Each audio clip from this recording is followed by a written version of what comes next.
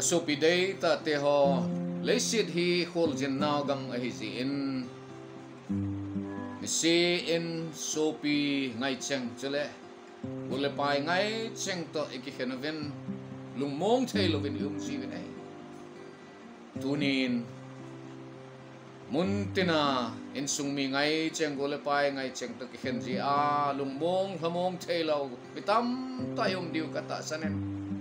nakom tawa oma lamon na tu se din kanum la in la ichichu ile now leisit gam chom choma kikhen hi ji un hai thei pui hi chun tu ni hin ikel hamon na divin pathin wa chenala khat ka hin sanomen kale mau ngai lo lung don na zo so in van salem khopi a leng te ho chun ti ne he che sim pan sim bang ten hin kisathei la kanoma ma jeng ne sim pan sim bang ten hin sado zo lo mai the kai hi jong le he chila hi ikel hamon na divin ka hin sanomen ne kale mau ngai lo lung don na zo so in pan salem khopi a leng te ho chun sit na gal zo so un thi na ging ta lovin o va chei la savin va chei na la savin sit na gal zo so un sit na gal zo so un thi na ging ta lovin o va chei na la savin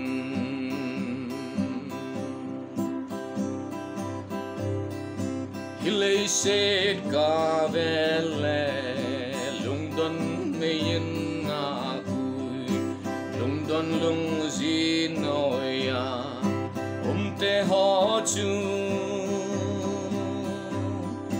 hi ki pa lai niu hi hung mang loi ding a hi o gam khang ai nghe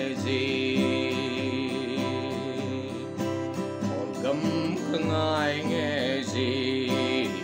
ki pa lai niu hi ki pa lai niu hi hung mang loi ding a hi o gam khang ai nghe gì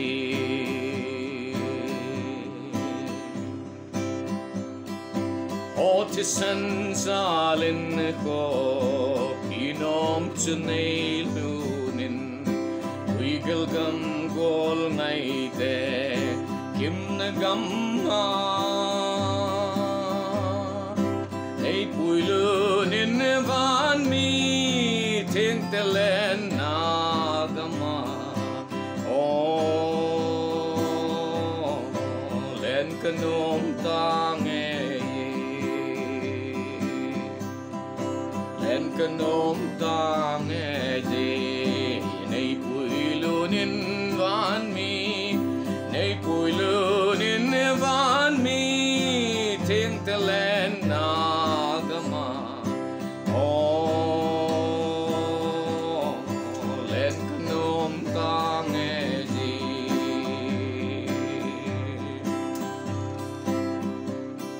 salem tha no ma chun len kanom ta nghe gì pan mi tin te hole dat sa te chu lâu tàu na kim velun pa chat la asa ve oh hallelujah divin hallelujah divin lâu tàu na kim velun lâu tàu na kim velun pa chala asavi.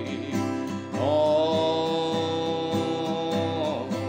hallelujah tivin. Lauto na kim velun pachala asavi. Oh, hallelujah tivin.